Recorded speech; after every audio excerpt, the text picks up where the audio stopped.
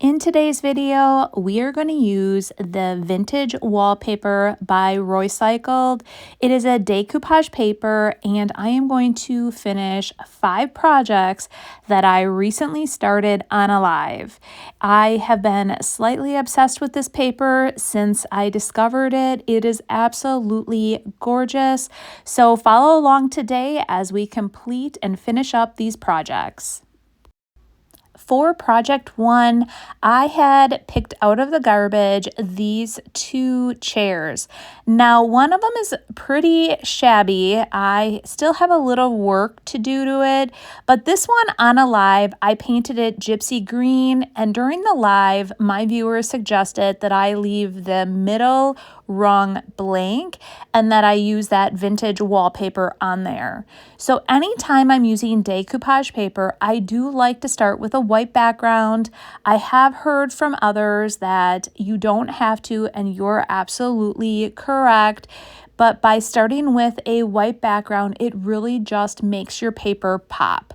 So I am using White Swan from DIY Paint, and I'm applying 2 even coats to this. I'm going to let it dry very thoroughly, and then we're going to apply the decoupage paper.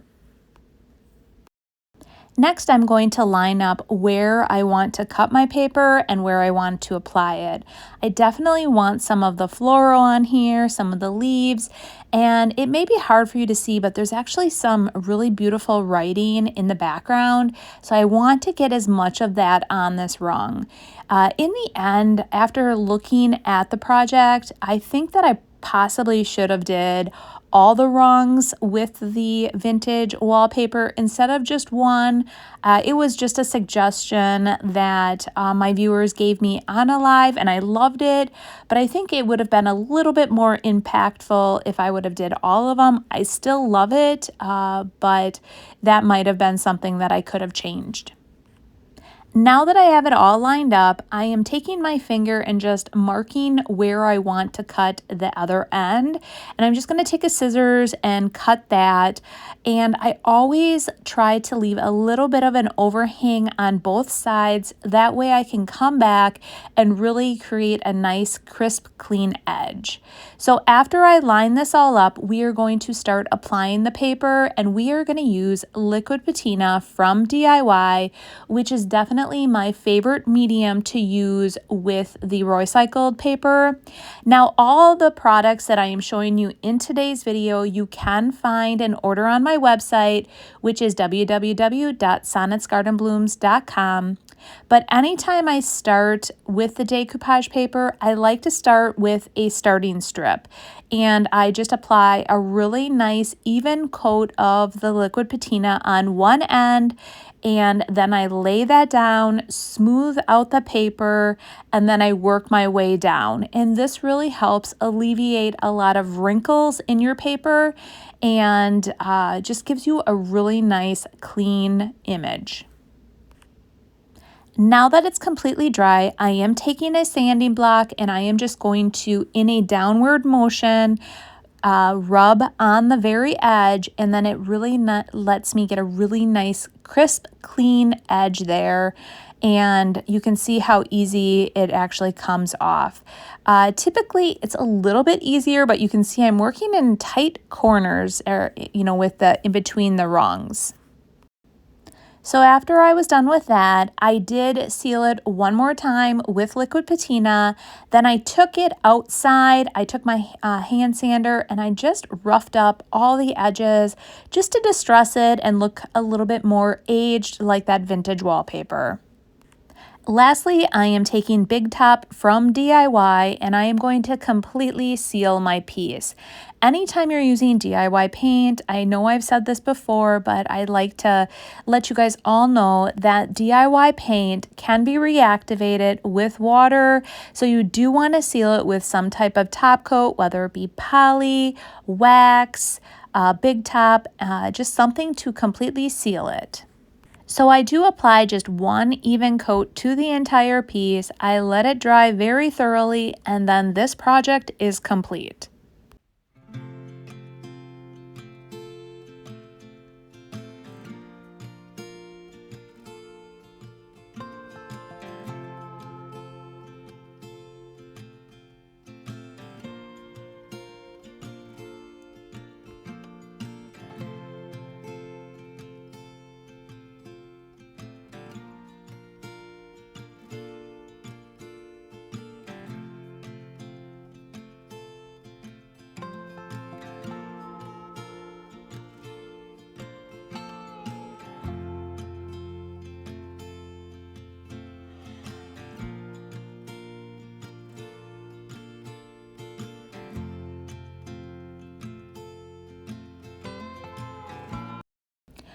for project 2, I grabbed this when I was at the Goodwill bins, and initially on my live, I did paint the exterior Gypsy Green. It was a night where I was feeling all spring, so I broke out Gypsy Green. So it just sat there though, and again, today I am trying to completely finish all kinds of projects that I have started. Now, initially my vision for this was I wanted to just paint the inner circle, and I was going to just apply one round piece of decoupage paper to this. Well, as I was looking at it, I'm like, oh my gosh, to get a perfect round circle is going to be virtually impossible. So then I changed my mind and I decided I was going to paint the entire bottom the white. So here I have just finished up painting the bottom white. I did apply 2 coats of white to the bottom, let that dry, and then we're going to come back and apply the decoupage paper. So I did have that little scrap piece from the previous project that I did on the chair. So again, here I'm just going to apply the liquid patina to the entire bottom, and then we're going to put that decoupage paper on. I thought this would be kind of a fun pop of color on here. This could be a great shelf sitter. It does have a little hole. You could hang it on the wall.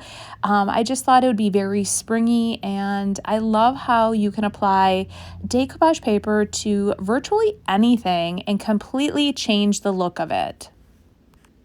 Now that it's dry, I'm just taking my sanding block and just going around and taking off that excess paper. I also take the block and I just kind of rub it around the edges a bit and scuff the sides.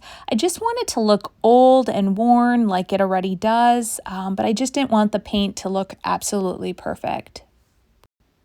Next, I'm taking Big Top and I am going to apply one even coat to the entire piece. That will completely seal it, and then this project will be finished.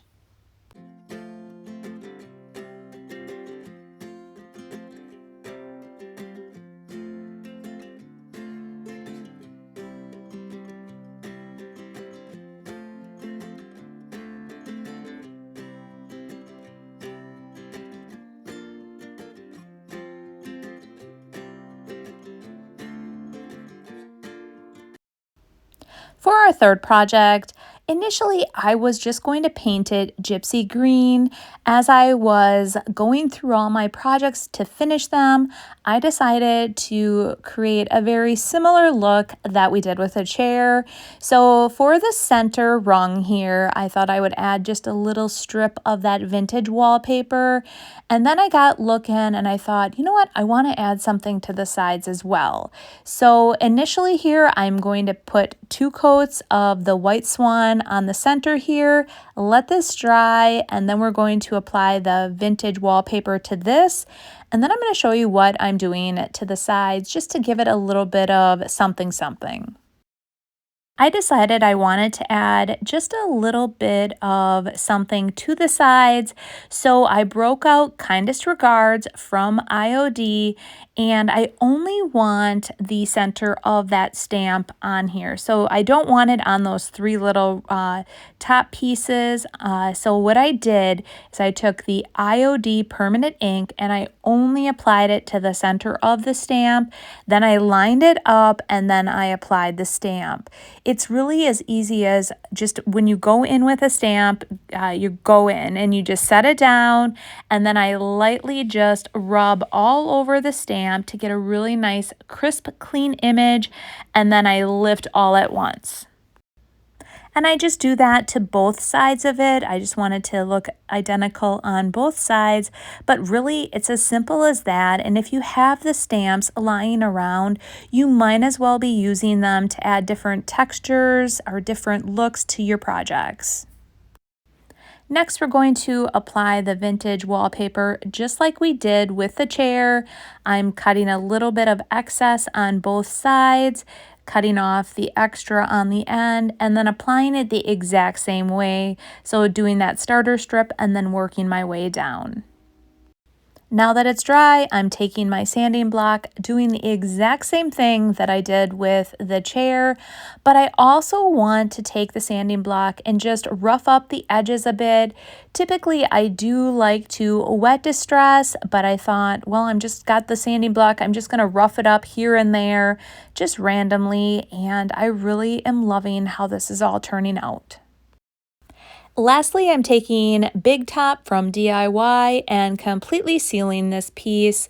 I do love taking items and basically coordinating them. If you do not know, I do have 3 different vendor booths, and when I am flipping items, I do like to coordinate them. That way I can put them in a booth and like in a specific vignette. I know in the past I have received feedback from some viewers saying, why did you use that on all 5 pieces or all 3 pieces? And that is why. So I initially had started this on a live, and I thought this would be a perfect opportunity to show you how I am completely finishing these projects and creating a vignette for one of my booths.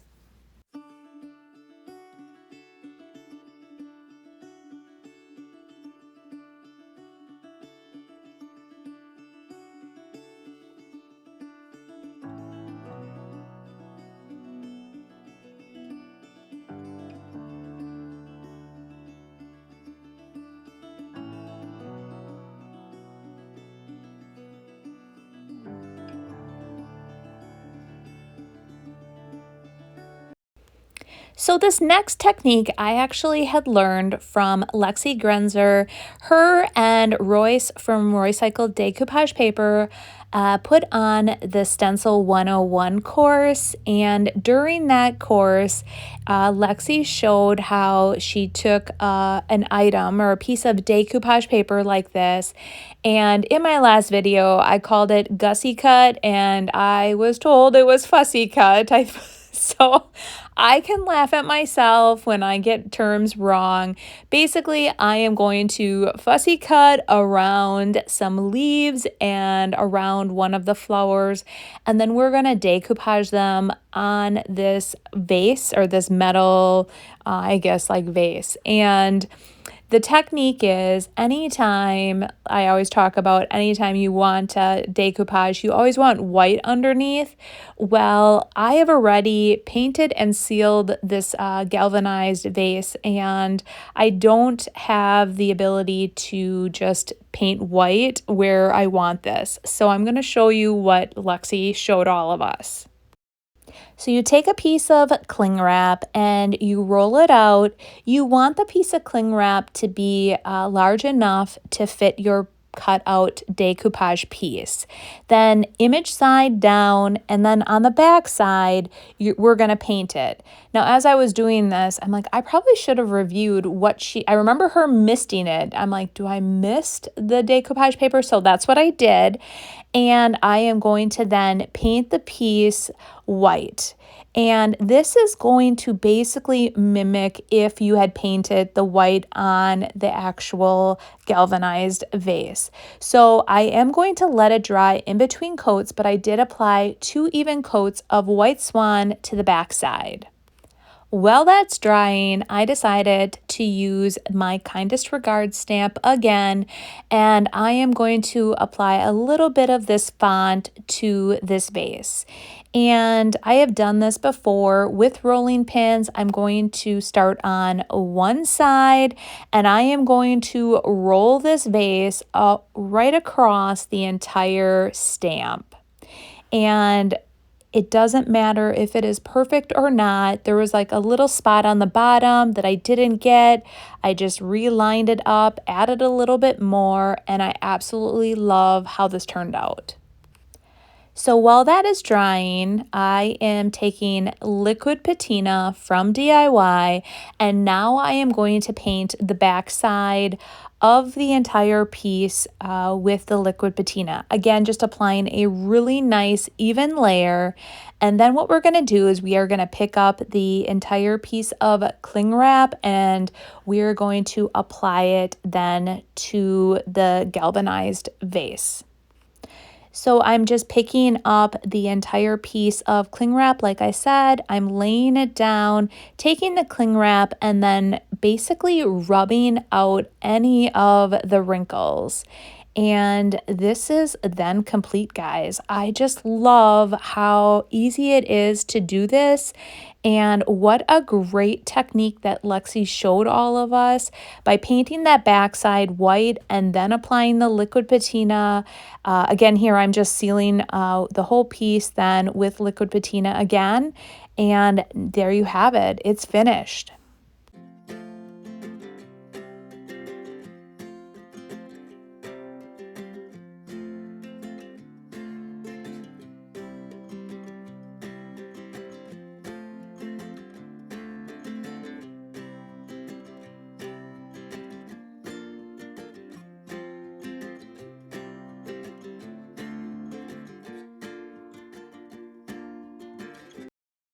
For our last project, I had thrifted these letters eons ago, and I paid $5.99 each for them. The price tags actually from World Market said $49.99.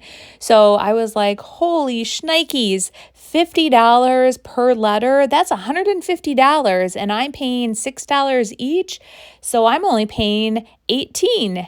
That is quite the deal. So I grabbed them all up. Initially, I wanted to hang them in my own kitchen, and I brought them out, and the red was just a little bit too harsh for me. I ended up putting them back in my stash. So as I was cleaning things out and I brought these on my live, I had mentioned, do you guys think I should put the vintage wallpaper on them? And everyone agreed, except versus it saying eat, we wanted it to, or they wanted it all to say tea. So because of the vintage wallpaper with the florals, tea would be more appropriate. So on that live, what I did is I painted all the letters white to make the vintage wallpaper pop.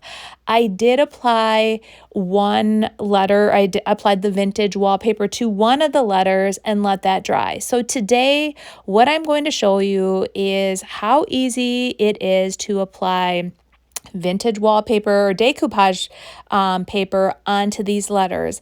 It actually is just a little bit more difficult because your work, like the T has a couple surfaces going down. So again, I'm going to apply one even layer to the entire piece, and then I am going to work my way down. I'm going to do that with the letter A as well, and the E is what I had actually completed on my live. And again, it was so easy just to work from the top and just work in sections all the way down to really apply good coverage of the liquid patina and make sure you're getting out all those wrinkles. Lastly, I'm just going in with my sanding block and just sanding out all the excess around the edges. And this was a little bit more time consuming just because there were a lot of like crevices in and out of all the letters. But you guys, I am really loving the transformation of these letters, and I'm actually contemplating whether or not I want to keep them for myself. But in the end, I am probably going to get them in my booth with everything else that I have flipped today. The last step here is I do want to apply one even coat of liquid patina to the entire piece just to give it one last added protection. I hope you enjoyed today's video. I have really been trying to stay on task and complete items that I've started. This was just a perfect opportunity to show you one of my favorite decoupage papers today and how you can complete so many projects with just one piece of paper. So Friday's video, guys, I probably am going to do another thrift to treasure. We'll see. I am just still coming back from vacation, but I hope you enjoyed today's video, and I will see you guys on Friday. Have a great week.